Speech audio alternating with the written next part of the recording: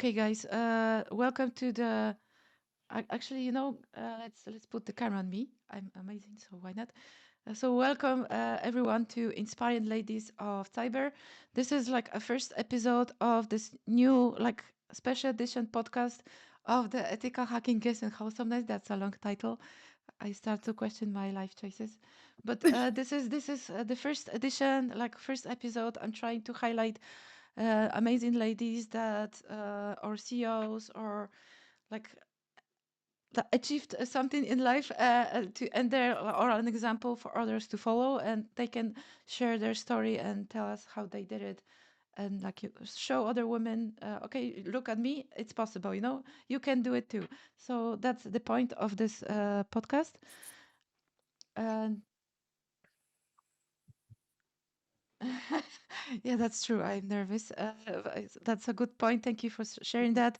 I should slow down. So and the disclaimer here is we are not doing anything suspicious. We are just talking about cybersecurity, trying to inspire other people to join, and hopefully it will be successful. And yeah, and why am I here? I already shared that. And so this is,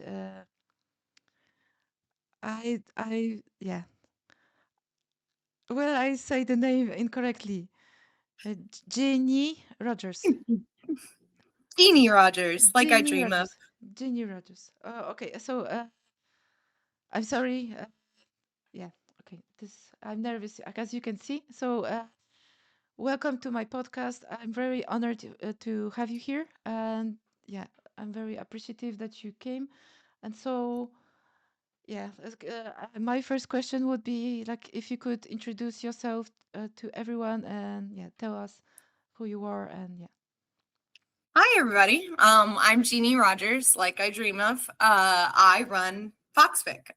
It's a lock sport company. We do a lot of villages across the world now, which has been incredible. And the company has grown from one village to so many, and we have created even more things as well. I'll talk about a little later. And I'm 35. Yeah, I think that we'll go with that. Um, and I've been in the industry for, let's go. I was 22, so 13 years. I've seen a lot. Uh, I've done a lot, and I'm just excited to be here. So, are you telling me you're not in your 20s? I wish. Uh, Actually, no, I don't wish. I don't mind the 30s. I don't mind the 30s. Yeah, I didn't actually don't mind my age too, because I was not very smart in my 20s, so now I'm like way smarter and still pretty. So Exactly. so I wanted to thank for a subscription I just got, so thank you. And let's get back to the yeah, I'm going to put like comments on bottom of the screen, but not for now. So my next question is, who is Ginny and what brings you her joy? Oh, um, my joy, my regular joy is I watch a lot of documentaries, movies, TV shows. I am a huge Futurama freak. I wish I had my poster that I have in another room, but this one actually shows Billy West's signature. Huge fan. I can quote every single show. It's kind of sad. Um, but I smoke my hookah. I relax. I spend time with my husband, Morgan, who you guys will hear more about, and he gives me so much joy. And we have two cats, Nikolai, who is not a nice cat. He has a short tail, and he feels like he's I don't know, insecure. And then we have Natasha, who is my scaredy cat, and she's a sweet little girl, and they bring me joy in my life. were not able to have kids, so I'm able to give back with FoxPick to kids, and I always, kid sit my friends and animals.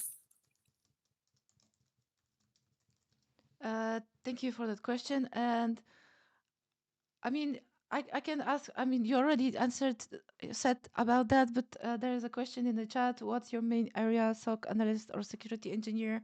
It's neither of those, and you already said that, but like maybe you can repeat. I am a Luxport specialist. So I started my company, FoxPick. It's actually on my shirt. And we teach all across the US, but we also create things like badges, PCB wise, and we do 3D I got excited. printing. And we do a lot of things like that. I wonder if I have a battery. I'll have to find one. But we also even do engraving on locks and things like that. Oh, that's so cool. So we I do like that. a lot of things. But first and foremost, we are a lock picker. We teach people how to lockpick, and we have competitive games that most people have not played, and because they are one of a kind. I'm taking notes because I want a red lock with my logo. I'm going to talk to you later. Absolutely. So before you mentioned villages, so I'm going to hide you for a moment and show the picture that you sent, and you can maybe talk about the villages, the display you had there. And okay, the picture is here. You can see the logo, and that's from Wild West Hacking Fest. And there are like 3 like devices with red lights, 2 with blue. Can you tell us more about those devices? Okay. So let's start with the red one. The red one is connected to the video screen that's behind it. So that is Felix's breakout. So the competition is you have to get another pair of handcuffs and through all 3 locks within 8 minutes. And it's connected to a video game which records the times, and the video game is a little fox. His name is Felix. He's been our mascot for all this time, 11 years. And he is stuck in jail. He's sitting with handcuffs on, just like you are. And then once you hit the buttons, you're out of the handcuffs and you go through the locks. You keep opening the door and allowing Felix out. It's a lot of fun, especially when people start getting really competitive with time. My best time was at a lock picking competition conference called LockCon in the Netherlands, and it was 14 seconds. And in the US, I think my best time is 16 seconds. And I think that was also done by a kid. So that was phenomenal. The other game, so the 2 blue boards, those 2 are tic-tac-toe. So this is a head-to-head game. So one person has one board, one person has the other board. The locks are weighted differently. So the middle is the hardest because, middle in tic-tac-toe is the best spot to pick.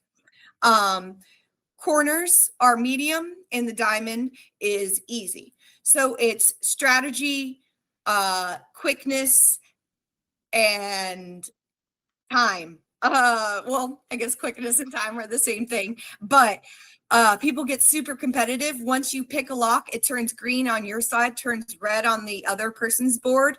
So the person will get interrupted and they'll be like, oh no, and they have to switch to another. And what you're trying to do is just get 3 in a row. And we have some competitive people.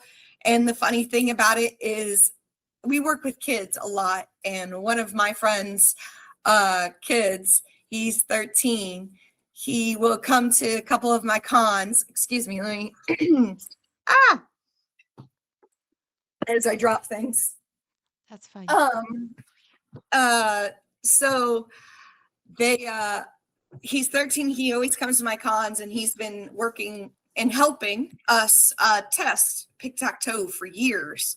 And he will come to the cons, and if nobody has somebody to play with, he'll just volunteer, and he'll give him 15-second head starts, and he still will beat them because he's just got the magic down. We've been working with them, and it's amazing to watch kids grow and play my games. I've literally watched kids grow, and I'm fascinated that they're in college now, and they still are so excited about lockpicking, and especially my games.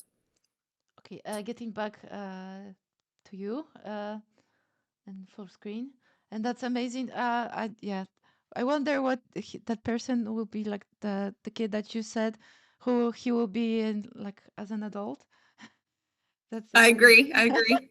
I hope he will come to the bright side, not to the dark one. Oh, But totally. Totally. I'm excited to find out how the future will turn out. Me too. Okay. Okay. My next question is, and thank you for answering. That's like really cool. And I was like wondering about uh, you had on the left side of the table. What was that? Tic-tac-toe. Uh, Tic-tac-toe and Felix's breakout. Oh, left side was Felix's breakout, the red one, and the blue one yeah, is yeah. pic. Handcuffs. That's the word I was looking for. So I was like, oh, this is a kinky game. But yeah, that's actually pretty cool. When you hear the story that is like you're getting out of jail and you have to free yourself first and then do the challenge. So it's like other, yeah. And the other one is very competitive. So it's probably stressful because the other person is maybe faster than you or like something like that. And Yep. it's like, yeah, there is like adrenaline is coming and like your hands are shaking. So yeah, it's. Oh yeah, there's a lot of handshaking, especially in Felix's breakout, because we'll stand there and there'll be a group staring, and everybody will start talking and trying to distract them and trying to make them lower their time because they want to win, because we give out an amazing badge. I wonder if this battery is charged. No, it's not. This is the badge. So Oh, this was last year, our 10-year anniversary. It lights up. It is awesome. Obviously, it's not charged right now. We only had 25 of last year. For last year, we only had 25 gold. They're all gone. That one's the last one. So this year, super excited to that's a great say idea. that the new one is going to be purple and might have a little more to do in it. So Morgan's working on it, and we'll have it ready for the next con. Wow, I'm excited. Oh, I just noticed that you have a picture from Futurama there on the wall. That's so cool. Yeah, that one's one of my favorite paintings. And then I have a ton of David French. He's a local artist here in Charlotte. This Starry Night is actually signed by three of the players from the Panthers, and above me is Stewart, who's my favorite player. I'm a huge football fan as well, and the Panthers are my people. He signed that, and a couple of wedding photos and things like that. Yeah, that's a very cool display. I love Thanks. that a lot. So okay, let's get back to that. I get distracted a lot. So, what made you think this is it when you entered cyber or like the lockport industry? And what advice would you give to people entering the industry now, or like people like that want to do what you do? So when I entered the industry, I actually entered it way back when I was in college. UNC Charlotte, go Niners. I still live in Charlotte. I was actually walking. My major was software information systems. So I was in the cybersecurity building, and my minor was computer engineering. So my husband is a computer engineer, which is where I met him. So we are college sweethearts. But I was walking through the Union to go get some lunch. I was starving. And if anybody knows how they feel when they're hangry, you just want to walk away. So I was walking through and I see a lockpick group, and they are teaching people how to lockpick. And there are also people that I know from the college specifically that I was going to. And one of the guys walked over and handcuffed me and said, haha, get out of that. And I was so hungry that immediately I found a shim. I saw it. I shimmed my way out. I dropped the handcuffs, and I kept walking. And I went and got Wendy's because I was starving. But then I came back and I talked to the group.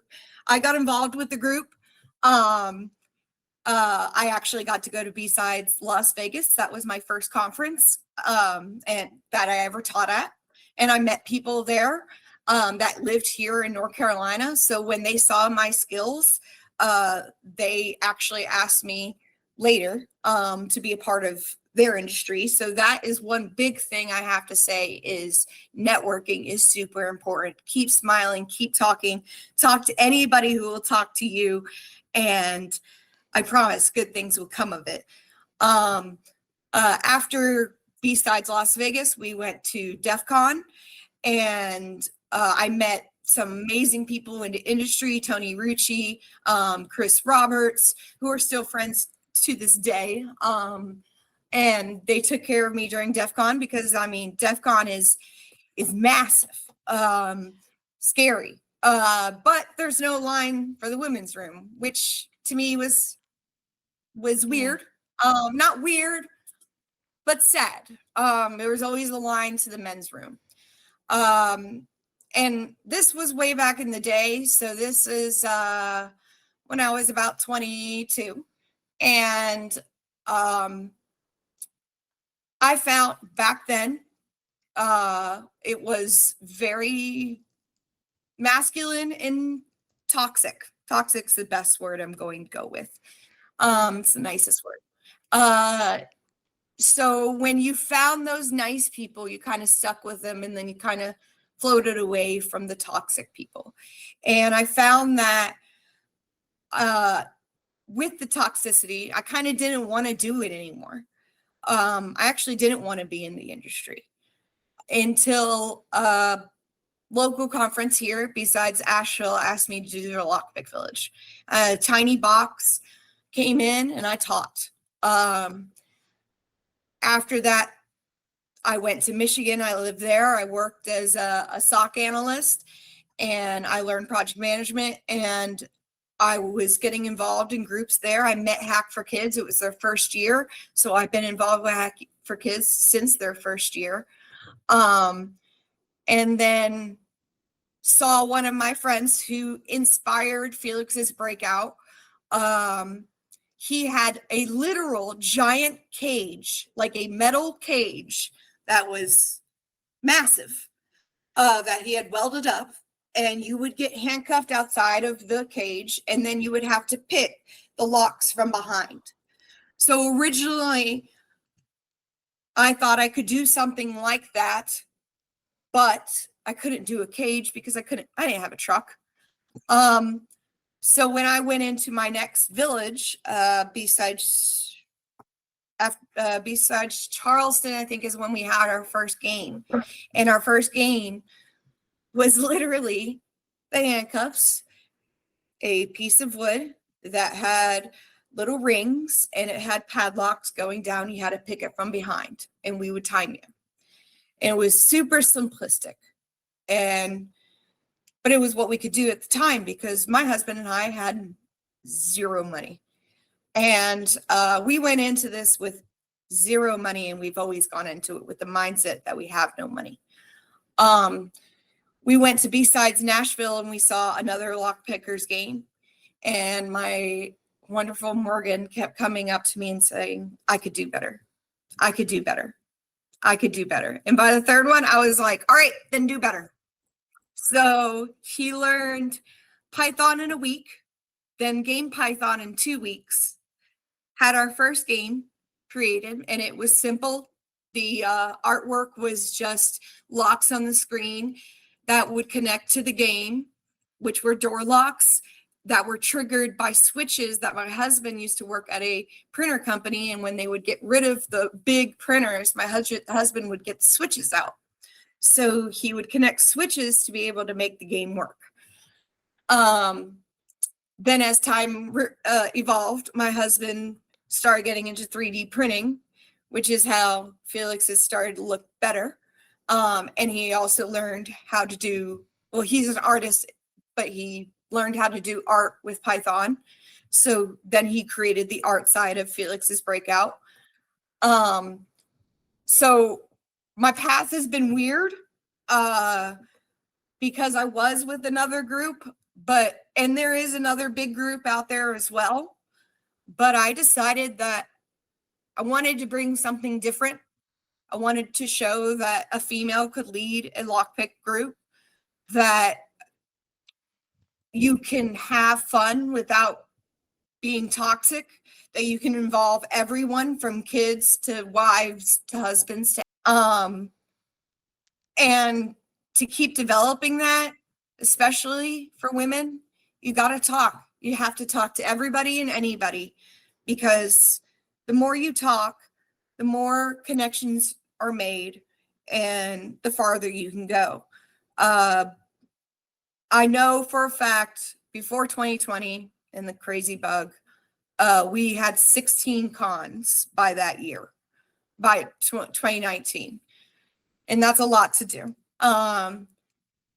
And after COVID kind of went away, the numbers went down, but that kind of gave us more time to develop more product and give you guys more fun things. And I have more fun things sitting beside me that I'll show soon. Yeah. So first thing I wanted to like say what an amazing I think story, that answers your and question. I yeah I'm really like like blown away, like that's the word I was looking for, that you are Where so did you strong. disappear? And I wanted to talk about I mentioned the lines to the toilet on conferences, and that's really sometimes really depressing to me, because usually if you are not a woman, you probably don't know, when everywhere you go, on the airport, everywhere, there's a massive line to get to the toilet, and you have to wait 15 minutes at least to do your thing. And on conferences, you just go walk in like a king. But it's actually sad, because we want more women in cyber, and we wanted the lines there. We don't want I them agree. at the airport. Airport is painful, but conferences, here we go. Let's do it. I agree.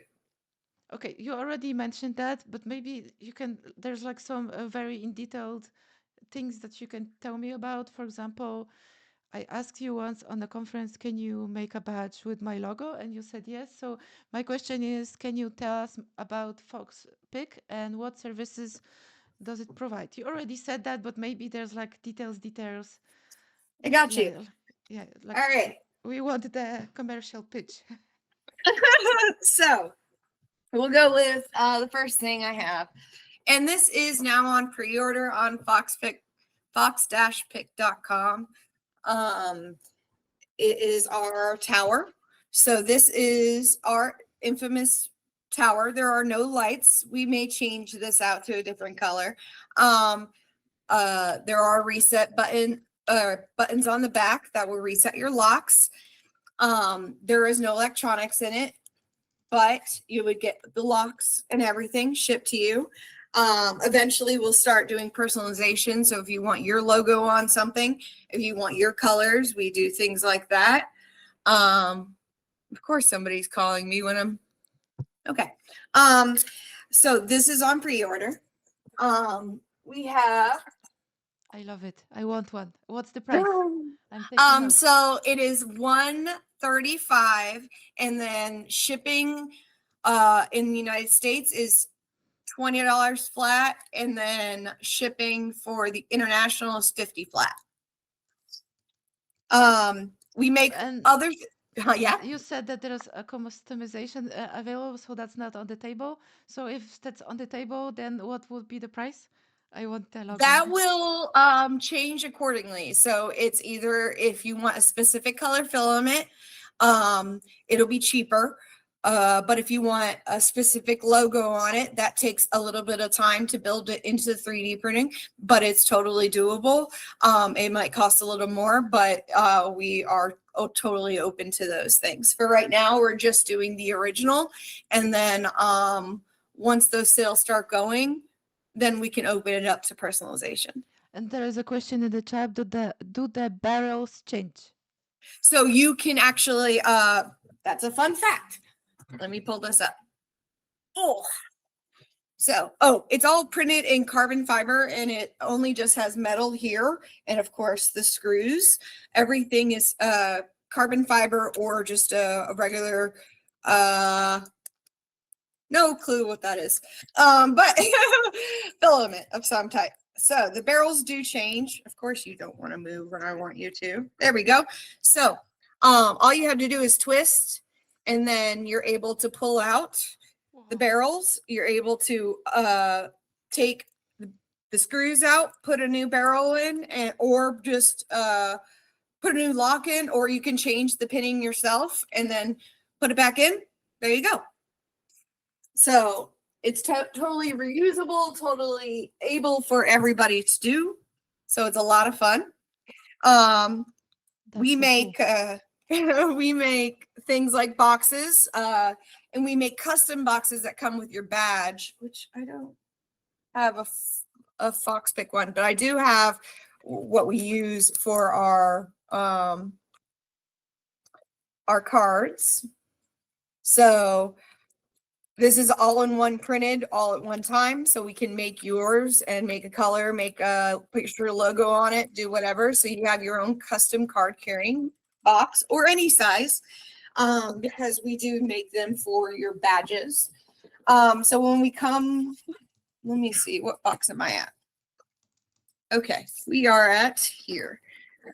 So while we did definitely in the past order block picks from people like 𝘾𝙗𝙗𝙚𝙧 or Southord or Secure Pro, things like that, stuff we could find that was cheap because obviously poor.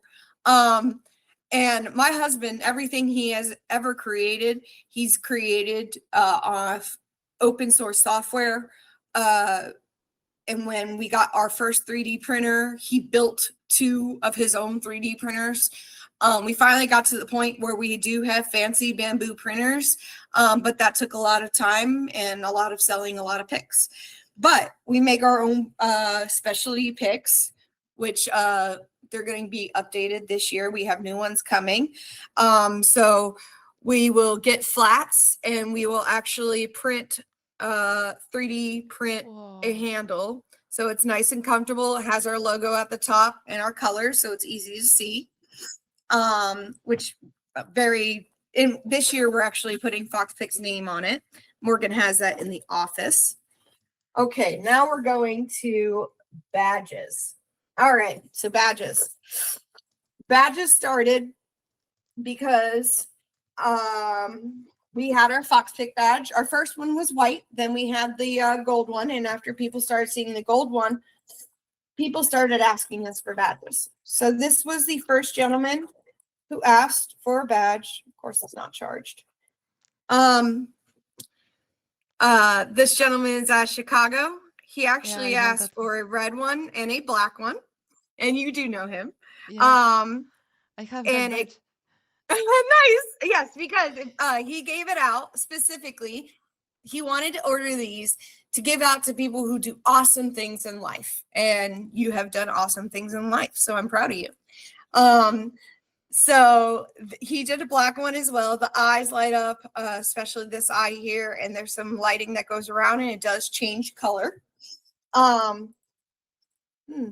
this one light up? Oh, I do have a battery. All right, we're going to show you my favorite badge that I have. Hopefully. There we go. This is our favorite badge that we've ever created. So this is Nashville's badge. Yes, I know it's missing a color, LED. Those were some of the mess up ones. Obviously, I have the mess up ones, not the good ones. But honestly, this is one of my favorites because they do have marquees down the road. So it's a really cool concept, and we wanted to immortalize that.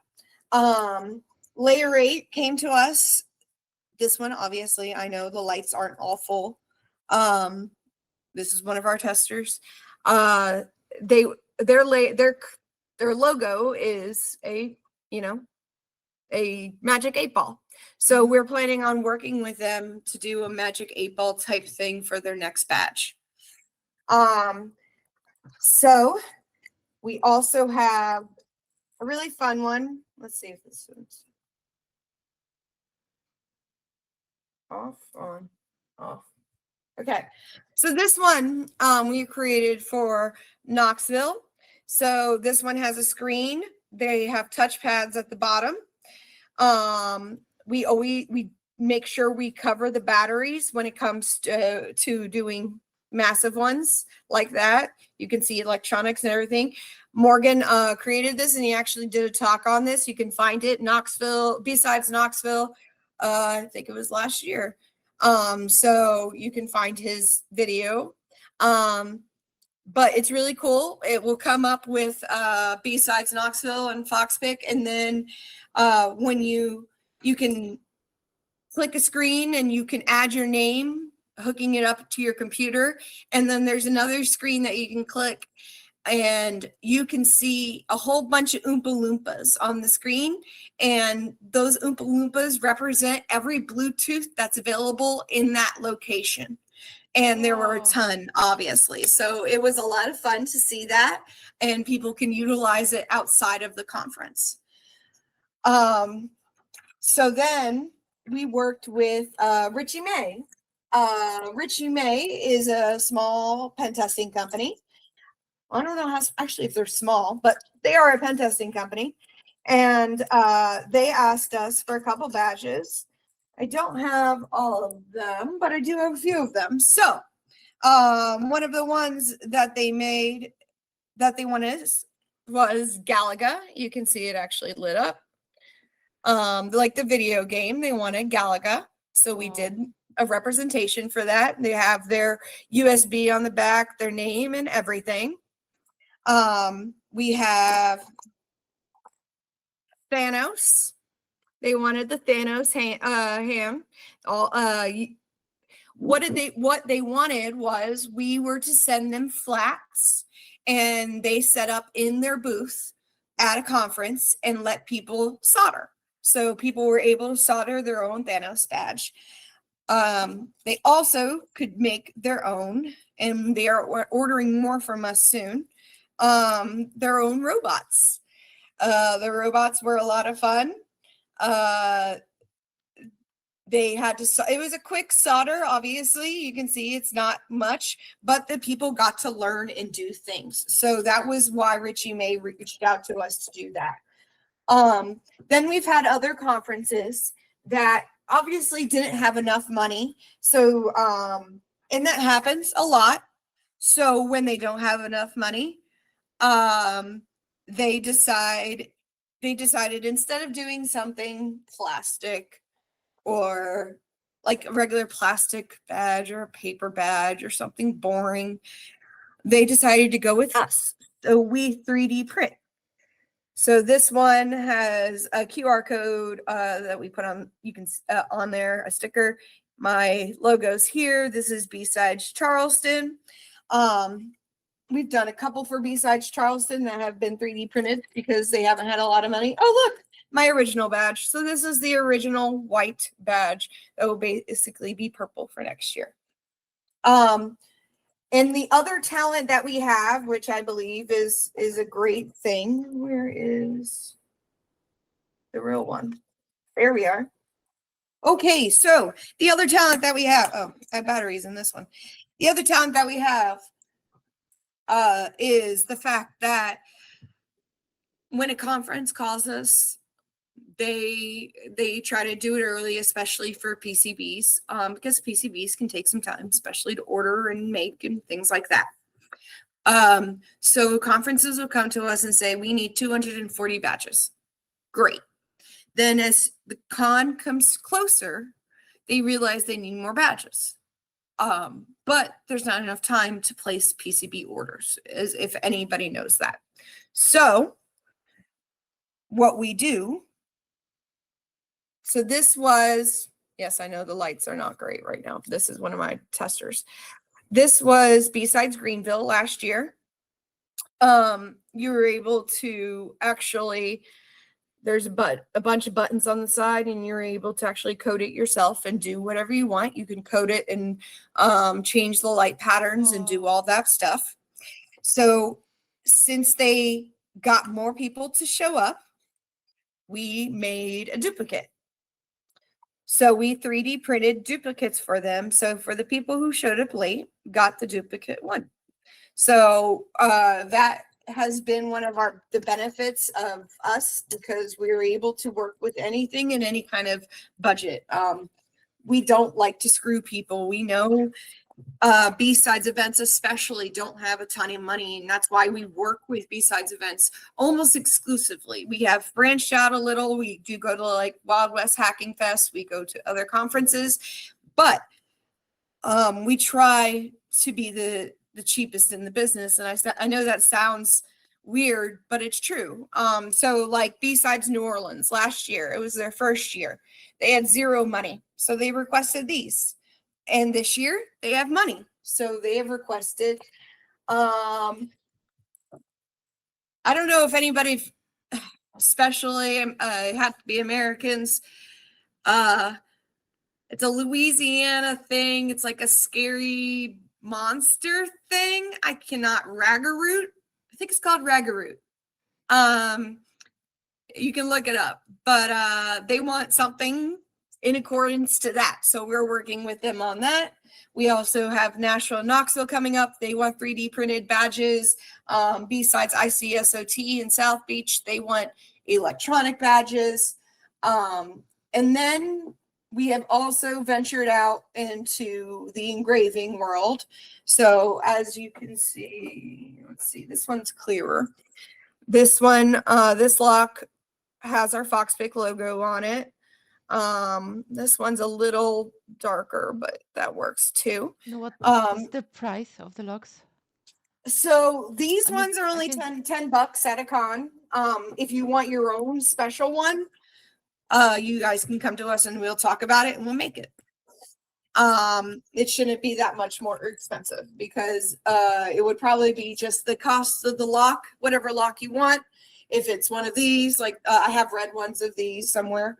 And I think those are like 13.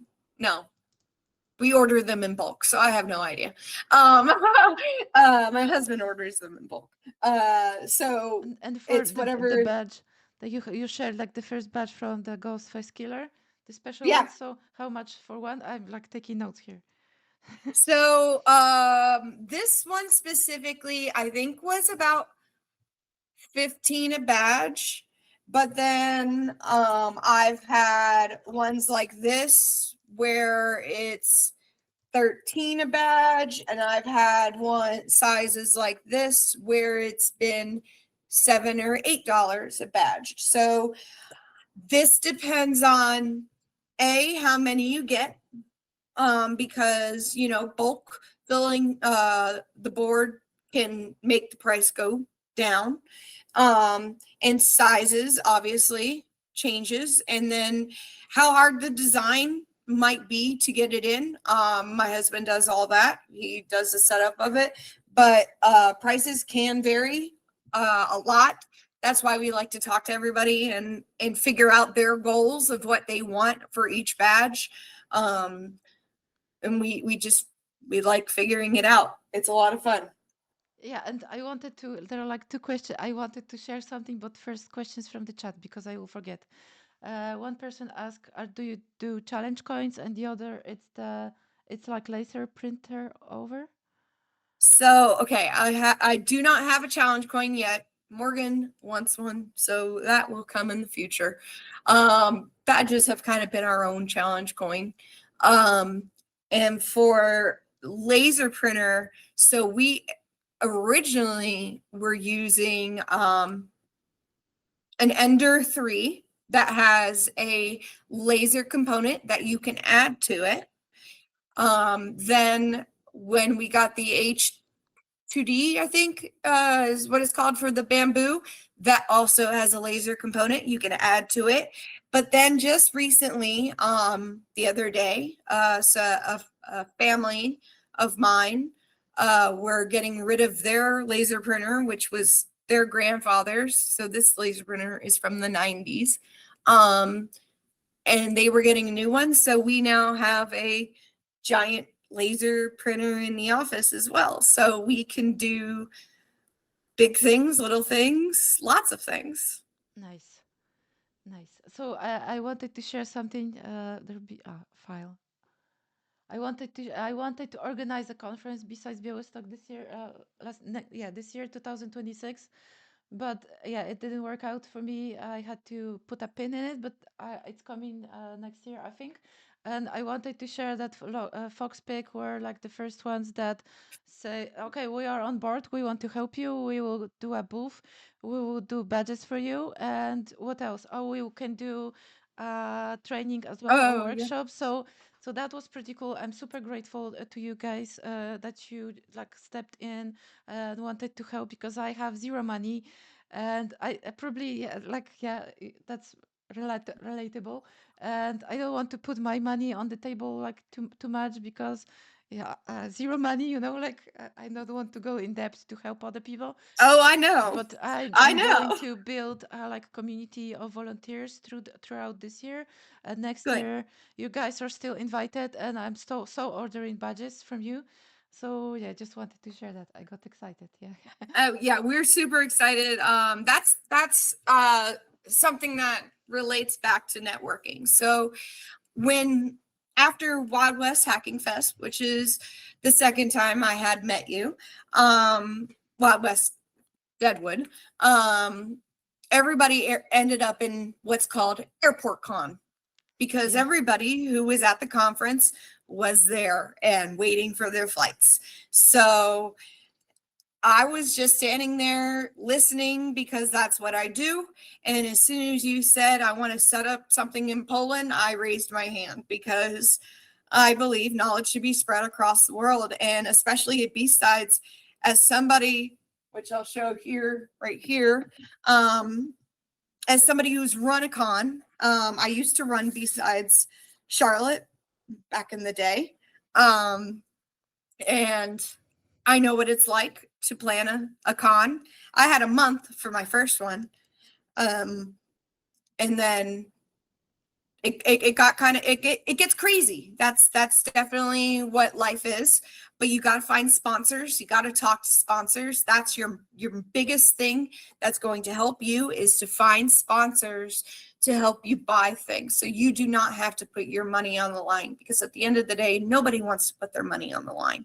So find those sponsors. Ask everybody because you never know, especially in the beginning of the year, that's when they get their budget. So you ask early. You ask real early. Oh, that's a good tip. Thank you so much. No problem. And also, wanted to thank you for like stepping in on that topic because Białystok is like middle of nowhere in Poland. Like it's not like Warsaw. We don't have an airport. You don't have to. You have to go with the train 2 hours to get to here. But we have Bison. It's like and I was on Wild West Hacking Fest, which is like the Bison is their logo. So we have Bison too, and it's a European Bison, and probably like one of the last ones in Europe. Wow. So yeah, it's like, and I was talking about that to people in on the con on Wild Wild Hacking Fest, and everyone that like said hi to me said, "Oh, you come from Poland. I always wanted to go to Poland, but I never had a reason to." And I thought, okay, I will give you a reason. Why not? And look, and then I mentioned the bisons and great food, and people got like really intrigued and yeah, interested with that. So I think it will be an interesting conference. Even I don't know, even if no one comes like from abroad, but still going to be an exciting event. Not for this year because it's a bit like a lot is happening in my life that I cannot handle a conference right now. But next year for sure, and I was like a baby step through the process. there. And yeah, let's see. Because I think yeah, it will be an interesting experience for me as well to learn how to organize a conference. And then, yeah, let's see. Maybe I will have like a team of volunteers that will take it out of my hands later. But like, yeah, it's all That's in a the really future. good plan. Yeah, Definitely make sure you have volunteers you can trust. That is a huge, huge thing to run a conference, is to have people you can trust to do things to help you. And remember that I have done conferences everywhere. And no matter what, at least at every single conference, I'll meet at least one person that's from abroad. And with you living in Poland, you definitely can get the Europeans and Chinese and everybody that's in your area to come. As long as you advertise, advertise, advertise, and make sure it's out there, you can get anybody to come. yeah. And I think I have a pretty big following on LinkedIn, so maybe that's going to be like one of the places where I advertise. It's going to be like a journey, so let's see. But like to get back to the topic, because yeah, I don't want to like steal the show from you here and talk about myself. So next You're question fine. is, how do you balance teaching physical security with the demands of running a business? Are there any specific challenges you face to overcome? So honestly, I have ADHD. I am absolutely, I forget a lot of things. That is me. But, and as you can tell, I move all the time. But even with ADHD, I have learned that calendars are my best friend. Um, I organize. I am first come, first serve.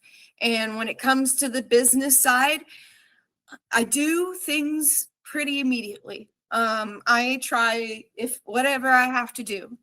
If I get an email from a client, if I need to set up a call, if I need to do something, I am pretty automatic. Do it then as soon as somebody tells me. That seems to help me as a businesswoman, because if I can get things done quickly, then I don't have to worry about it later. So, and people can tell you everywhere, I can't remember names half the time, but I can remember faces, and I enjoy running the Lockpick Village. I'm the face of the village, and my husband and I have lots of people who help train, and including Jeremy Thomas, who I got to give a big shout out to from Oak City Locksport. Um, he it, being being somebody who actually gets terrified on stage.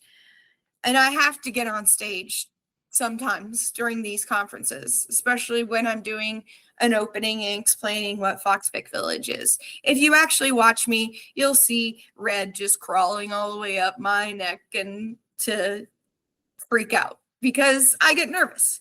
But when it's one-on-one, when you come to my village, I feel like it's my place. I'm comfortable here. I can work with you. And I just keep connecting, keep trying to expand the business as much as possible. I meet thousands of people every single year. And I've had a lot of people say, I'm going to reach out and we're going to work together. But then you never hear from them, which sucks. But then there are the people who do reach out, like Richie May, which today or yesterday they emailed me. So you just have to keep pushing and just keep trying. Yeah, yeah, that's a good feedback. And that's actually the same thing I would say, but from my experience. Okay, that was really, yeah. I don't know why I just like got caught up on the story there because I think I have ADHD too, and I have to move a lot and like all that. But yeah, so high five, I guess. High five. You already mentioned some of the things from that question that is coming next, but uh, if you could reiterate all of that, what sets Fox Pig apart from other companies in the industry? Ooh. Um, we don't have chapters. So at every single lockpick village, you'll always see my face, no matter what. And pretty much always see Morgan as well, unless something happens. So we keep it consistent. We always try to keep it consistent, keep it happy. A lot of people always ask me, how are you so happy and energetic and charismatic this early in the morning? And mind you, I am a morning person. But I'm excited. I'm excited to teach things. I've always believed knowledge is free. You should be able to learn whatever you want to learn, and you should have the time. So I want people to sit down and learn and talk and meet new people. So I just want people to be happy. I think that's my main thing. I think that answered the question. Kind of went off topic. Yeah, but you mentioned that you're trying to be the cheapest, most like affordable to other people, and that you associate with B-sides a lot. So I think that's really cool, and also like sets you apart a bit from other people. I don't know what other companies do. They probably earn money and like yeah, sell expensive stuff, but you guys make it like affordable. So I really Yes. respect that, and I also believe that knowledge should be free, and you shouldn't pay for like super expensive boot camps because that's a theft in the broad daylight.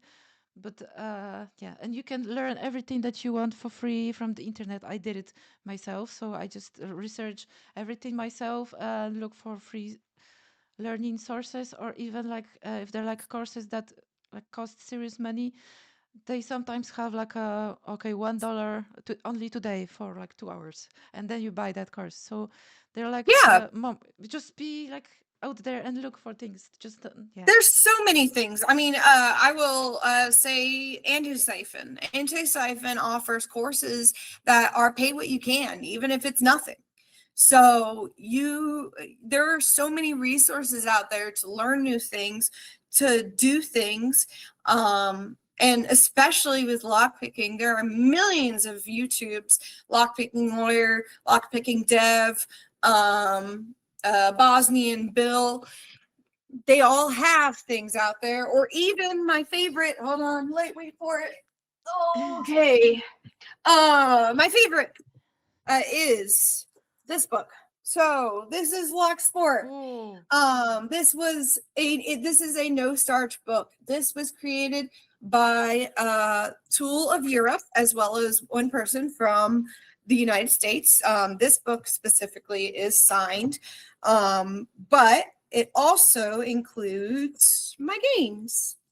So you can see how the game changes color, oh, and it explains the game work, and it gives you tips and tricks and things like that.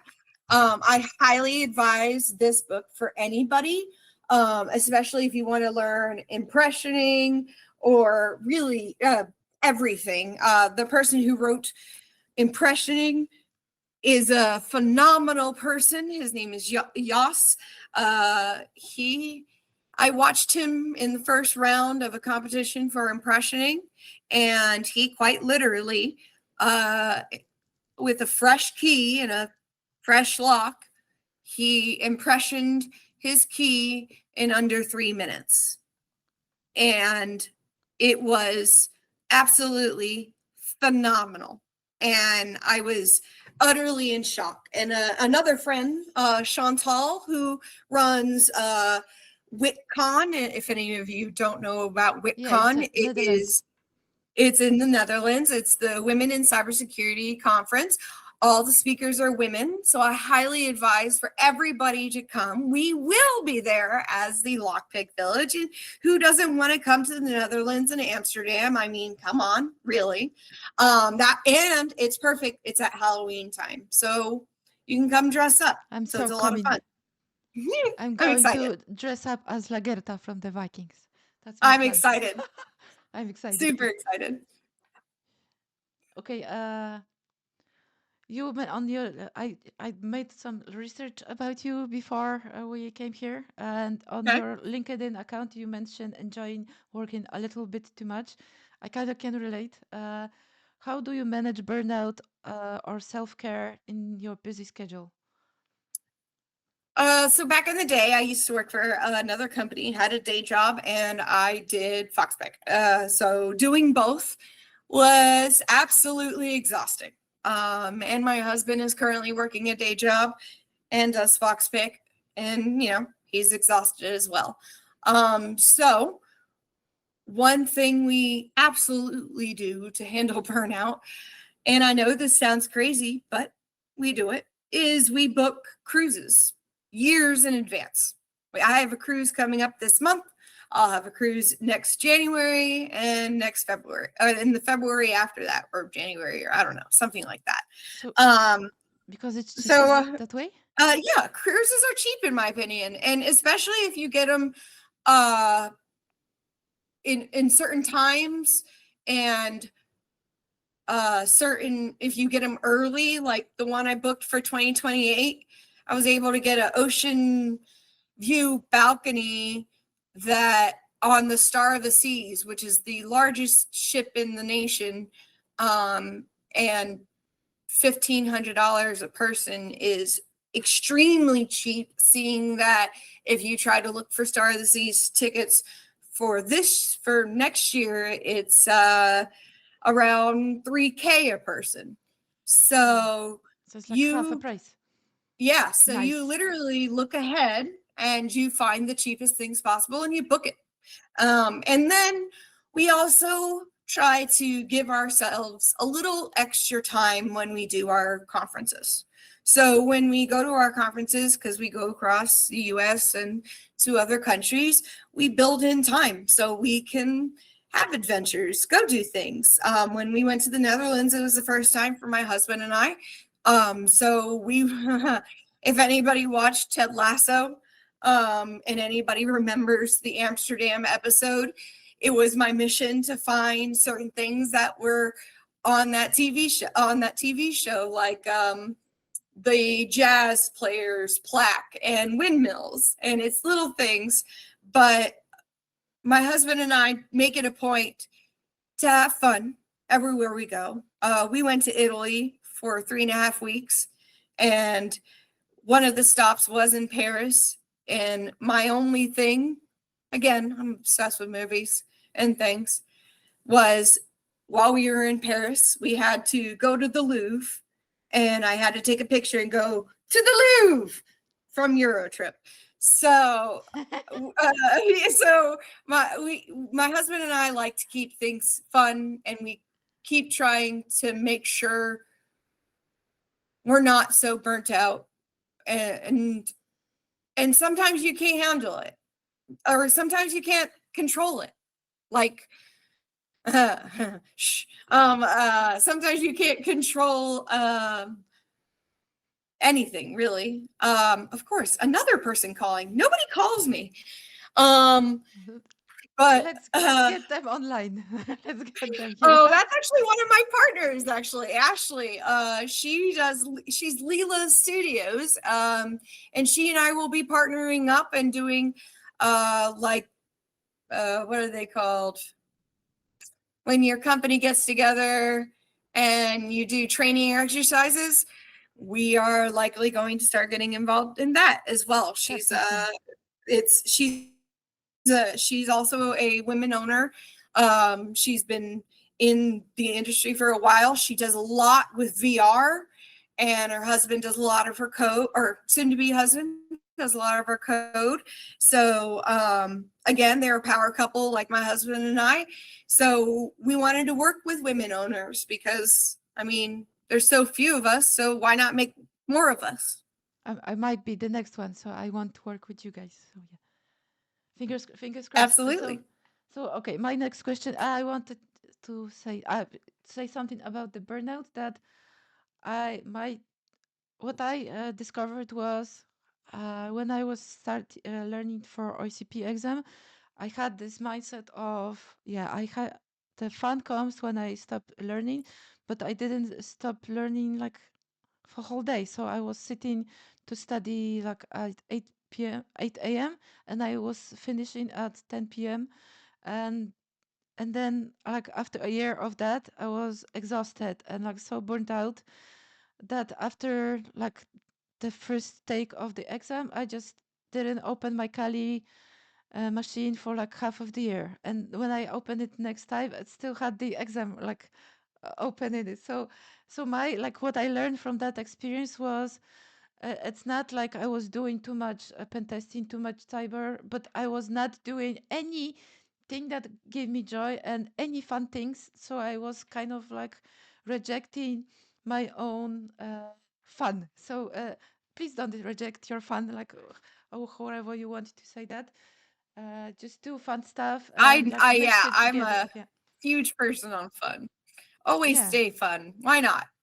Yeah, and always find something to love. Find that like a childlike wonder, and don't be too serious because being too serious can give you a heart attack too. So, just yeah, I just like agree, and I say that all the time to the people I teach how to lockpick because I will see people staring at the lock, and I'm like, "What do you see in there? You can't see anything. Stop being so serious. Just relax, have fun, have a drink, talk." And honestly, every time people would start talking and relaxing, they would pick their lock, and they were like, "It worked," and I'm like, "Because you stopped thinking about it. You have to have fun." Regardless. yeah. Sometimes you have to do and then think. I don't know. Right. Because if you think, then you think yourself out of doing the thing that you wanted to. So that doesn't work. First, take the first step, and then you will figure the rest out. That's like, yeah, Exactly. that's what I learned. Yeah, look, with that podcast, the first episode was not that great. And I was still anxious for like 10 next episodes. But now it's like, okay, we started, I was still a bit anxious, but it's not that bad, you know? So if I You're compare, just talking to me. We're good friends. It's all yeah, good. And it's like, people why are am just I watching me talk. Yeah, it's like why should I be terrified of being online, like live on Twitch, right? Shouldn't be scared. We're just having a chat. And you Yeah, already have a question, so you're good. yeah. So okay, next question. Let's get back to the topic because we digressed, I think. Can you share an example of a particularly inspiring experience or connection you've made with someone through Fox Pig work? So I've made a lot of friends. There's a lot of OGs out there. Dave Castle, Slacker, Michael Bryant. I've made so many friends who have helped us throughout the industry. So there were a couple things in the back of my head back in the day. I had a couple missions. It was manifested in my brain. So my first one was I wanted to become the choice lockpick group that people would want to come to their conference. I wanted people to ask me to come to their conference. That was succeeded. I wanted DEF CON to ask me to come to their con or do something with it. They did ask me last year for our games. They're not ready yet, but we're going to work with them. And then the last thing was for my husband and I to both get jobs in the cybersecurity sec. I love project management because I am OCD, organized type person. And I always wanted a job in project management, but someone with hardcore ADHD, I also had a degree in radiology. I was going to become a radiologist tech well before all of this. And I took the test. I did 2.5 years at school. I took the test twice. And to pass the test, you had to get a 75 or above. I get a 74 on both of them. Yeah. And I was like, I am not a good test taker. That comes with the Same. ADHD. So when people started talking about project management, I was like, I would love to do this. But when you start looking for a job in project management, everything says require a PMP certification. I struggle with tests. So all I wanted was to find a company that would just take a chance on me, that it wouldn't matter if I had my PMP, that they didn't care about PMPs, that they could just see that I can grow a business by myself and that they could involve me in their business. That did actually happen. I worked with a company for 5.5 years. I was their PM with no PMP. But of course I did certifications through Jira and Coursera and a whole bunch of different things. My husband also had the same thing. He wanted to get out of his former job. One of our FoxPick members, luckily, somebody had just quit. My husband had just lost his job because his family sold their business, and got the job 2 days later. He took 2 months off to take a break, built Tic-Tac-Toe, which is why it's a thing now.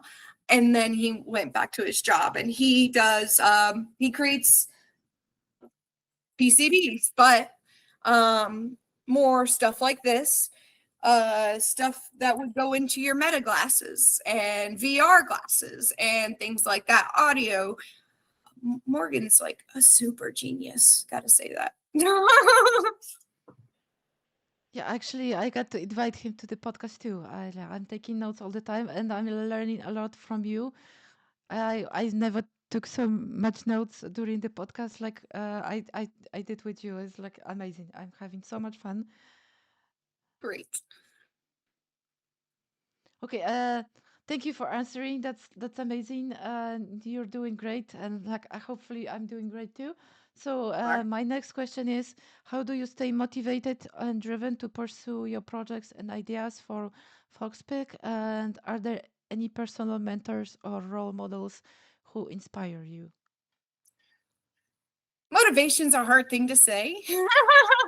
There were good moments over the last 11 years where both Morgan and I separately have said, I don't want to do this anymore.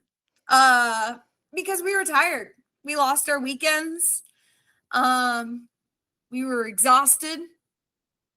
And it felt like that every year. But after a while, we stopped saying that because we realized the joy we got out of it.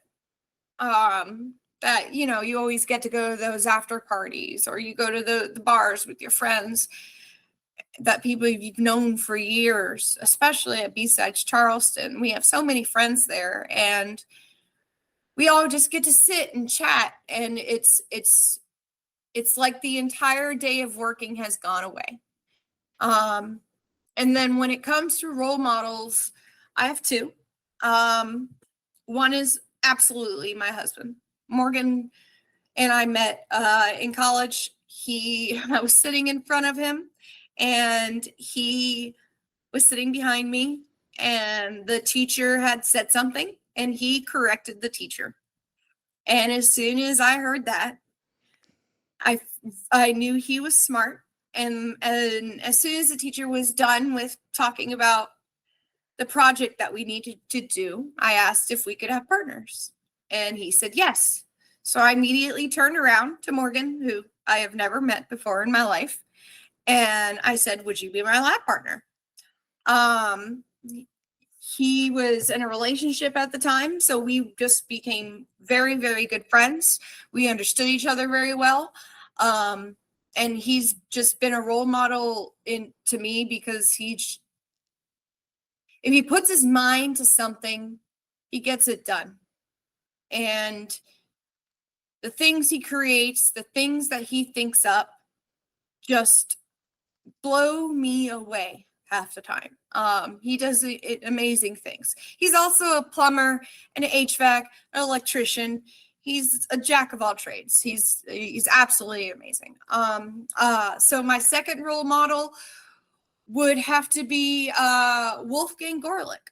So back in the day when I lived in Michigan, or when I moved to Michigan, before I moved to Michigan, I had met Wolf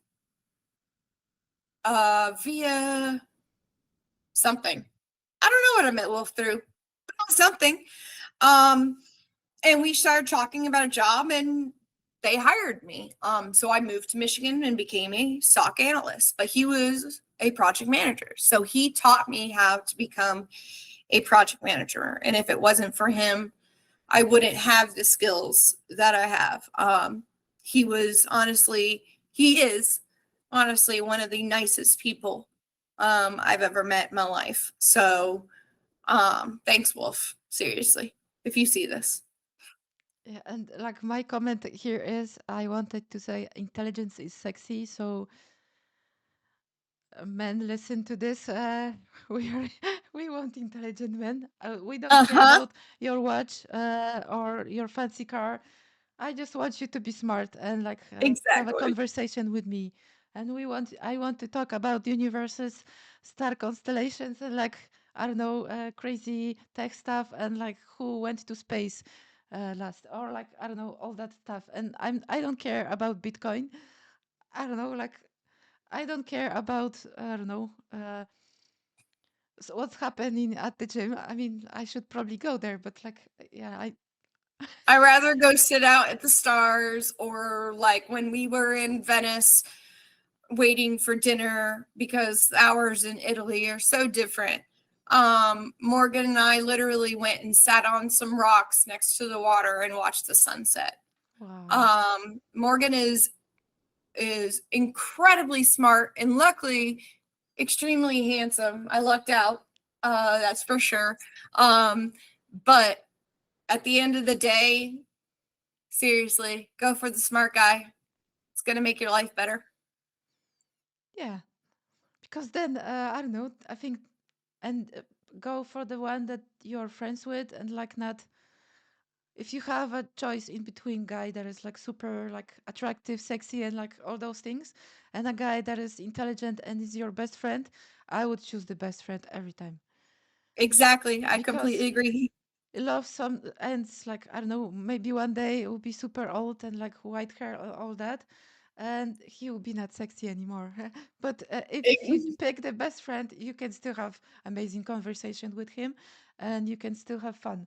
So Yeah, yeah, he's I think absolutely my best friend. yeah, My best male friend. I will have to give a shout out to Bianca, who is probably watching this, who is one of my best girlfriends. So thanks, Bianca. but if you find a guy that is intelligent and your best friend and it's also sexy, that's a jackpot. Okay, I win. getting back to the topic. As a woman in a male dominated industry, what advice would you give to young women interested in pursuing, young or not so young, women interested in pursuing careers in cybersecurity or lock sport? I mean, honestly, go for it. Go to school. Check out the clubs they have. I know for a fact, UNC Charlotte has the 49th security division, and they do clubs where they teach certain items.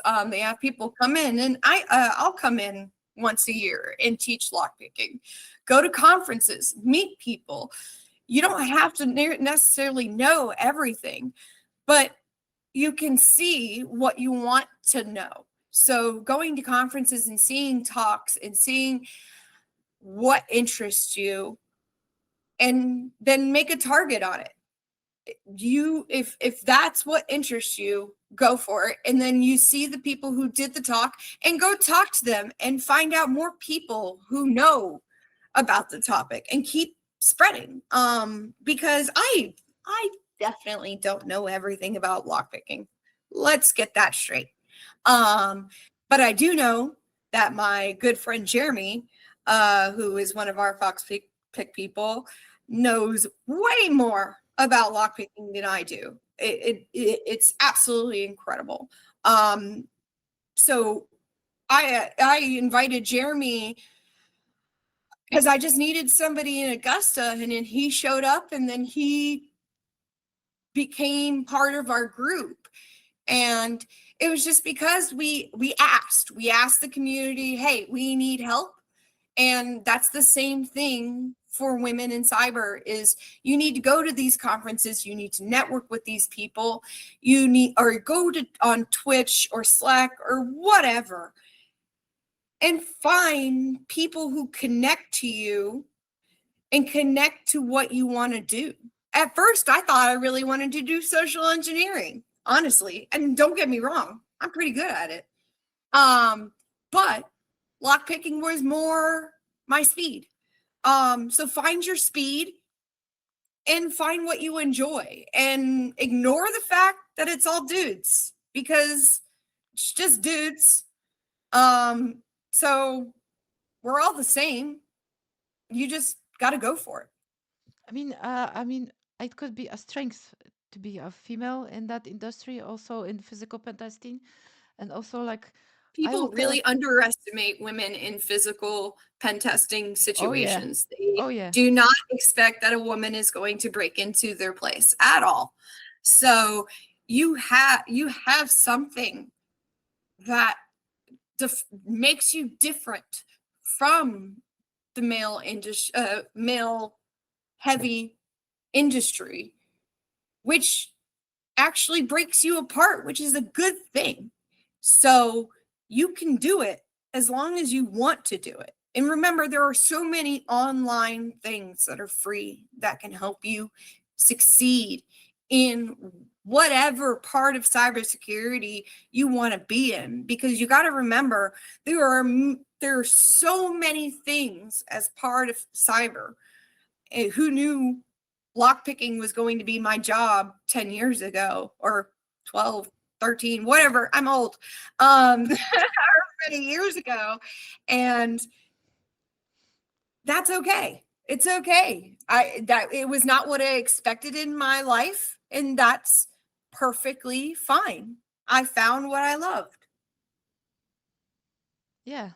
Like if someone told me like 9 years ago I was still working for local government and I was like super depressed and like I hated where I was in my life. So if someone told me then in 9 years I will be like, yeah, I don't know, on my own podcast and a pen tester working for Black Hills, I would like, oh, shut up, like, oh, what are you Exactly. talking? That's nonsense. So yeah, believe in yourself and like anything is possible. You just don't have to, Anything is possible. don't limit yourself. Don't say like, oh, this is my cap. No, your cap is like way up. And yeah, just go there. Uh, Exactly. Shoot for the stars. yeah, okay. Next question. What's next for Fox Pick? Are there any exciting developments or initiatives on the horizon? You mentioned some of them, but yeah, maybe you want to share. So our pre-orders for the towers are up on the Foxpick site already. Once we complete Gen 4 of Tic-Tac-Toe, once we're sure everything's clean, that will be up for sale as well. Obviously, we are already doing badges and 3D printed and PCB. So please reach out if you would like those or anything 3D printed. We can 3D print pretty much anything. I wish I had my phone over here. Oh, I do. Quite literally, we 3D printed a giant Lego that looks like my nephew, one of my nephews. And of course, why are you not? Oh, there you are. Let's see. Oh, that's so cool. So we're available. So he literally had to put it together as a Lego piece. So it was a lot of fun. So we are open to making anything, but our next game, we have another game coming out. So it's going to be very similar to the tower, the original tower. But the difference is there is, now, don't quote me on this because I don't know exactly. But there is going to be a timer So you can start timing yourself at home on how fast you can pick your locks. So it's going to be called Lockdown. That game, once we get it into development, will come to our village, and then once we feel it's secure enough, we'll start selling that one as well. So you can keep track of your door lock skills at home. And eventually, at some point, we have already talked to. We are working with Sparrows lockpicking. They make amazing lockpick sets. I really love them. I love their handles. And we are talking with them on creating a box pick lockpick set. So we'll have our own logo on it and all the tools that we enjoy, especially a shim for handcuffs. So that will be coming up as well. And then at this point, I'm not sure, but if any of you know my husband, he has a million things going on in his brain, so I'm sure he's coming up with more things. But we will definitely have more things coming. And ironically, I think I have a Millennium Falcon. Hold on 1 second. Oh, no. No, I have the U.S. Enterprise. The U.S. Enterprise is a little thing in my my shelf, not a Millennium Falcon. But the previous company that I did work for was huge into Star Wars. So I got to do a lot. I got to see a lot of that and get involved with a lot of that. And they did a lot of cosplay, so it was very interesting. I just had an idea on a badge that I want to order from you. Let me take Good. some Keep notes. it. Write it down. Write it down. All right. What we got? Do I say that out loud? I want a fight like a girl badge with a Sailor Moon image on it. Love it. Okay. I don't know if Yeah, you know who we'll chat Sailor with it. Moon is, but like, yeah, she's my favorite. Absolutely. Like, yeah, Which one? Which Sailor Moon? Like the original or the other girls? yeah, that's Sailor Moon Usagi Tsukino. Yeah, the main one, No. the one with blonde Awesome. hair. Yeah. We can absolutely do that. Yeah, we'll have a Okay. conversation offline and start working on that. Let's talk about badges. I'm excited. Let's spend all my money on badges now. Okay. Okay. Next question is: how do you think women can make a greater impact in the field of physical security and lockport education? So get out there. Show them what you can do. Don't be afraid. Have fun. Don't be intimidated by anybody else. Be in your own world. Think to yourself, I can do this. Don't give up when you can't. I've had a lot of women come to my village, and after a lock, then they've been fighting it, and they say, I can't do this, and they just give up. And I try to encourage them to come back, and some of them walk away. The ones I encourage to stay and stick with it, they do it, and they're shocked. So you have to believe in yourself, and you have to ignore those thoughts in your brain saying that you're not good enough because you're not a male. You are absolutely good enough, regardless of who you are. I mean, like, oh, do I have to have a certain sets of genitalia to be capable? It's like nonsense. It It's is. even I like agree. it's even if you like read about like female brain and like yeah all that yeah so It's silly. we are as capable and yeah don't say We are as capable. We're so absolutely capable, especially at multitasking. that's for sure. Okay. To get back on the point, I have only 4 questions left for you. Okay. So if anyone has any questions, you can still write them in the chat. I will ask. But next one is, what role do you see women playing in shaping the future at cybersecurity and like part like physical security, all that? I see us continue getting bigger. Like I said, when I went to DEF CON back when I was 22, there was definitely not a lot of people, not a lot of women, and not a lot of deaf people, which to say for me, from me, both of my parents are deaf. So I've been doing sign language since I was born. And at that event, they did have some deaf people, but it was like 3 maybe. So for anyone who is deaf, who is a female, who has a disability, you can do this. The future is yours. As long as you have the mindset to go for it, just do it. And my other motivation was I wanted to raise money for Hack for Kids. Like I said before, I can't have kids. So my way of giving back was to raise money for Hack for Kids by playing our games. So Hack for Kids is a kids conference in Chicago. It's always the first or second weekend in June. The kids are the attendees rather than the adults. So the kids get to learn soldering, lock picking. They get to learn.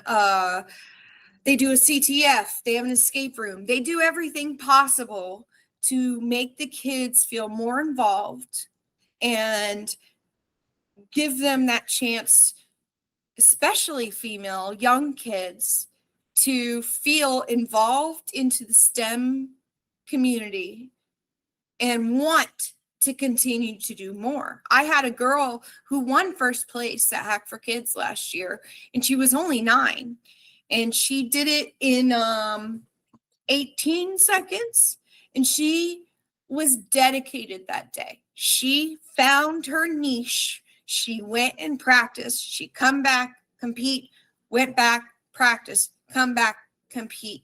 And that's what you got to do. Practice and compete. Practice and compete. That's the best way to keep moving forward. And the kids that I've taught for well over 10 years, I've watched them do that.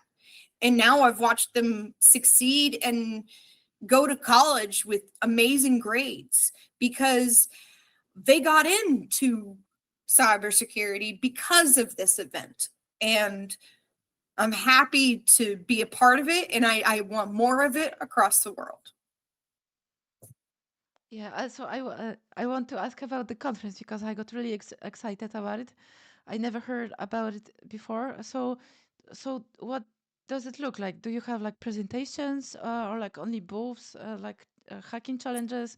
Is there like a CTF there? Like tell me more. So it has like everything.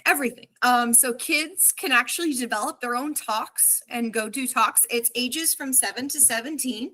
So the kids kind of grow up throughout the program, and as they get older, they start wanting to share their information. So they'll do a talk. Adults will do a talk. They have a CTF. They have tons of different kind of villages, like a vintage game village where it has all the vintage games so kids can play it.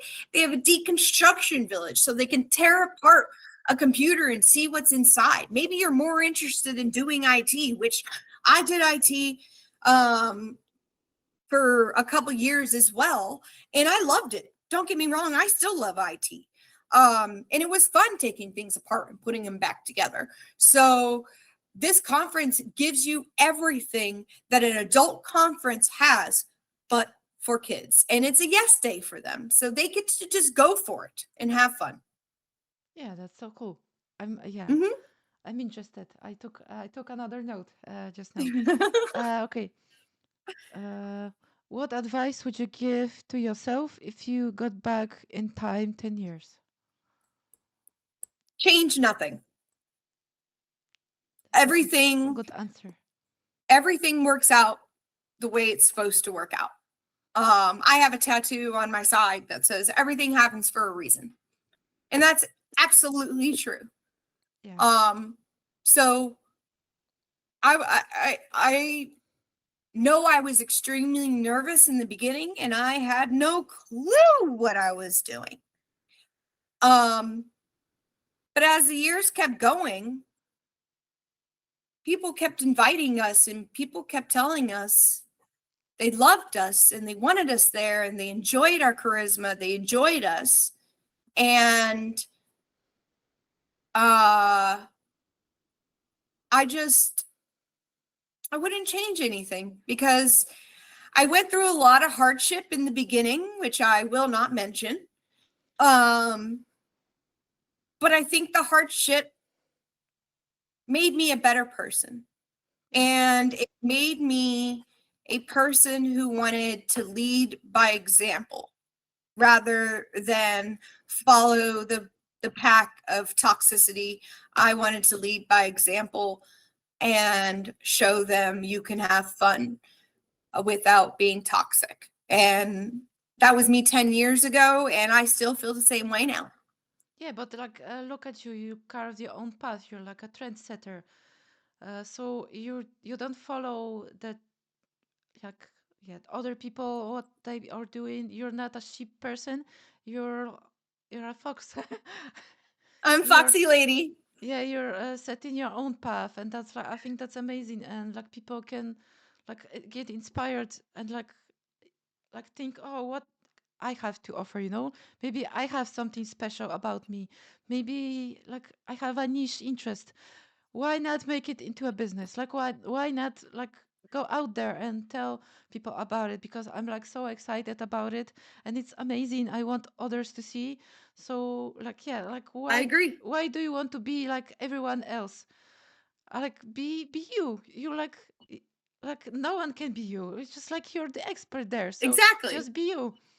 And like, yeah, that's like when I realized that, I yeah, it's like really freeing, and like it's an amazing yeah, experience, like to discover that, like there's only one me in the world. Why am I trying to be like, I don't know, Jessica, like whoever?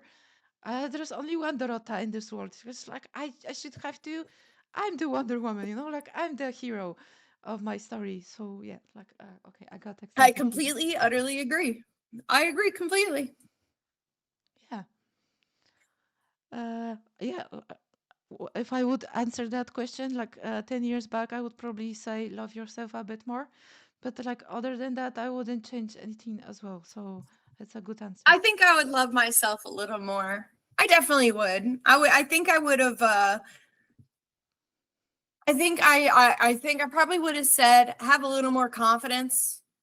But I exuded confidence just because I tend to put on a show. Like the second I'm in front of people, that smile's on and I am here for you. Um, and that's part of us. We're a show. Um, and I felt like I didn't really have that confidence in the beginning. I wasn't super loud and wasn't promoting myself enough. Yeah, that's But good. once I found my niche, I started to have my confidence, and I'm not joking when I say this. Every single con, when if they don't have a microphone for announcements and they need everybody to go into a room, they literally will walk over to me and ask me to tell everybody to go because I have an extremely loud voice. Obviously, coming from deaf parents, I had no one to restrict my voice. So I thought that was fun, and it kind of boosted my confidence in general because I'm like, wow, people actually respect me and follow what I say, and it was kind of fascinating in the sense of it, and I'm grateful to that I was able to just be myself and make this. Yeah. There's only one you in this world, and you're amazing. So, yeah, I was really Thank you. uh, honored to meet you in person. So you're an amazing person. So yeah, that's what I wanted to say that out loud. Okay, my Thanks. two last questions are favorite hacker movie. But if you don't have a hacker movie that you love, then maybe you have a TV show that you love. It doesn't have to be hacker themed, or like favorite book that you would recommend to other people. What is like your favorite thing in pop culture, pretty much? Oof, such a tough question. I am not a hacker movie person. I mean, if you count Ocean's 11 through 13 Yes, yes, kind of yes. being hackerish, those are definitely some of my favorite hackerish movies. Um, Obviously, Futurama is my favorite TV show of all time. Um, I love it too. my favorite movie of all time would have to be Who Framed Roger Rabbit. I know that's such a random thing, but it was one of my favorite movies. Oh, and also When Harry Met Sally, because like you had said earlier, they became friends and then they fell in love, and Yeah, that's how I feel about Morgan. So When Harry Met Sally is like one of my big ones. I know, right? It's a good core memory. And Euro Trip, obviously. And then you said one more thing. You said something else. Oh, books. Books. Um, I really like mythology. I don't know why. I just enjoy it. I think it's a lot of fun. And the author is Rick Riordan, and he writes it'd be fiction. Yeah, fiction mythology, like Percy Jackson. I know you guys have probably seen the movies or the TV show that's come out, but he has a ton of books in the whole mythology world, and those I dive into hardcore. So I love Rick Riordan as a writer. nice. Thank you for answering. And although, yeah, the hackerish movie, yeah, it's okay. It's a pass. Uh, okay, and you have a comment from the chat. Great choice of favorite media, and I Thank agree. you. And last question, and another will be like you don't have to answer it, but if you want to, then yeah. Last question is favorite food, and the next question, if you want to, then do you have a question for me? Oh, that's the end. Let's wrap it up. Let's see. Favorite food. I've traveled the world. Um, One of my absolute favorites has to be langoustines from Italy. Oh, Are the like giant shrimp that, but not shrimp and not lobster. It's like a half and half of it, and they're from the sea next to Italy, and they're probably oh absolute one of my favorite things I've ever eaten in my life. But I can't get that very often. So I'm a huge sushi person, and I like fish, or I love crab, but I have to be on a shore because I grew up in Jersey in the summers. I used to drive boats with my grandfather because he owned his own charter company. So I know how to drive a boat, park a boat, all that jazz. And we did a lot of crabbing. So I ate a lot of blue crab as a kid. So my husband just kind of stares at me when I order crab legs because he's always normally my husband eats 10 times faster than me because he is a Navy man. And his food is always gone before me. And that's a normal thing. And normally I can keep up. But when it comes to crab legs, I take forever, and he has been done for ever. So he just sits there and stares at me as I eat my crab legs, and I don't care because I love it. yeah. Enjoy your food. It's your favorite one. So yeah, Exactly. Ignore the My pressure. what? Go ahead. Ignore the pressure. Yeah, your question for me? Well, my question for you, what made you want to do podcasting? That's a good question. Like, yeah, actually. Uh, I, s- yeah, I cannot pronounce the name of the podcaster, It's okay. 𝙄𝙤𝙙𝙤𝙤, I think.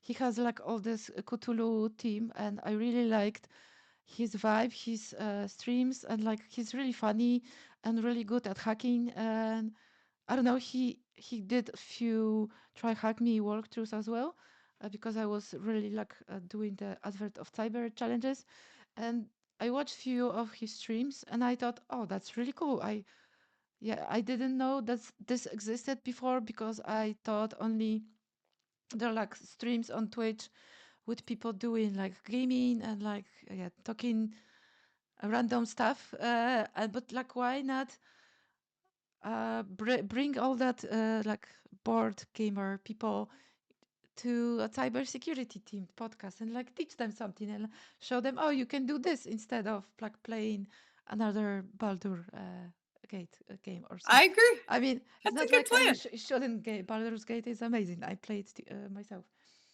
but and I saw him and I thought, okay, I want to do a podcast. But then it was like 3 years passed, and I was thinking, oh, I'm not ready. I don't have the right background. I'm not in the right place in my life. I'm not this. I'm not that. And then one day I thought, I'm going to cuss. I'm sorry, I cannot say it other way. I said, fuck it. I'm going to do it. And yeah, I didn't have a, and my challenge was, I don't need a fancy background. I don't need laser pointers or like anything blinking in my background. I don't need fancy laptop, because my laptop was a piece of shit. Okay, let's say it like how it is. I didn't have a good camera, because my camera was like potato level of quality at first, and I didn't have a podcaster mic. I have it now, but before I was just using my headphones, and it was like mono sound, so it was like not the best.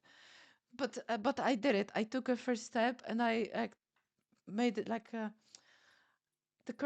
had the courage, and like I did it, and it was shit at first, but then I learned, and now I'm like better at it, and I'm really happy, and I'm not terrified of public speaking as much as I was when I started the podcast, because that was one of the points where I pushed myself into doing the uncomfortable thing. So yeah, my story is my like, yeah. I'm proud of you. You Yeah, took so that step.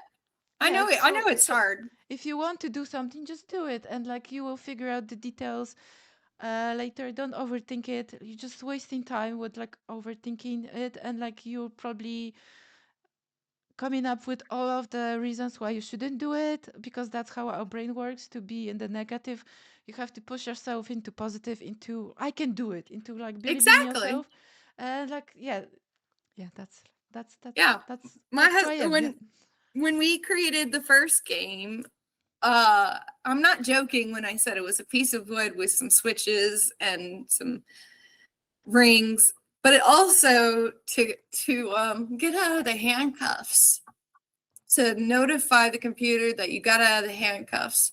We actually had an oatmeal can that we put a button on top of, because at the end of the day, we said we were going to do this. So that, I mean, at the time, yes, it was a shitty game, but it made us learn, hey, how can we make this better? And how can we make it better? And now it's just phenomenal on how it worked out. So taking the dive is worth it. I mean, it took 7 years for tic-tac-toe to be developed, because of the time my husband did not have. So when he did get the time, he finally started to edit, and we finally got to start to premiere it. But then we found things wrong, dirty power, random things. But then my husband learned from that, fixed it, moved it on to the next generation. We have to keep learning and keep pushing ourselves regardless of any kind of failure. And Exactly. I mean, I can get shy as most of all of you. I am an introvert all day long. I will sit on that couch and be plenty happy. But at the same time, I know I have to be somewhat of an extrovert when I go out to these conferences and to these events and just network and get to know people. And you never know who you're going to meet. I didn't know I was going to meet the CEO of Amazon at Nashville. And I didn't know I was going to meet Chris Roberts, who has literally hacked planes. There's a lot of people out there that you never know who you're going to meet or connect to. And that can be your kicker, your starting off point for how you want to live your life. You found that podcast, which encouraged you to want to do the same. That's the same thing at conferences and events. And there's always local events. You can always look them up. I know for a fact in Raleigh, North Carolina, Oak City Locksport does a monthly meetup. And they all just sit there and pick locks. I know lockpicking Dev, who has now moved to, I think, Missouri. He has set up locksport events every month because they want to bring joy. They want more people to get involved in our world, regardless of what they look like, who they are. And you should just be proud of yourself for trying. Yeah, Yeah. you as well. So high five. Thanks. High five. And I'm going to wrap up, but if you want to say something like inspiring at the end, like share your golden thoughts with people, now is your time. Keep smiling and go have fun. Uh, know that there's conferences all over the world and you have the opportunity to go do them. And remember, your company might pay for it. So always check that out. And just have fun. Enjoy your life. And even if bad things happen, which they always do, put it inside yourself that you are going to be a better person and you are going to lead by example. Yeah. Like I always, when something bad happens to me, I used to be like a very negative person, and like when bad things happened to me, I was like, yeah, of course that happened because like like this is me, and I was like angry at it and like all that emotional. But then I discovered, okay, so but if I change my mindset and start thinking, like force myself into thinking in a positive way, instead of oh fuck, it's Monday again, like yeah, I hate my job. Get up and say, oh, it's going to be an amazing day, and Changes so everything. and it changes your perspective, and then you stop focusing on the shitty things that happen to you. You stop looking at the amazing things, like your favorite cup of coffee, or like the bird that you love singing outside of your window, and you start noticing amazing things instead of the bad things. So mindset is everything, and if you want to change the world, change yourself first and change your own world, and then everything else is going to be much better. So yeah, that's I my golden completely thought. agree. I completely agree. I was going to say squirrel instead of bird because I have a ton of squirrels, but that's funny. Squirrel. Okay, thank you for coming. It's almost like 2 hours already Sorry, guys. on a Friday. Yeah, but I hope you guys had fun and enjoyed and had some use of the podcast, some like value here. So yeah, thank you for coming.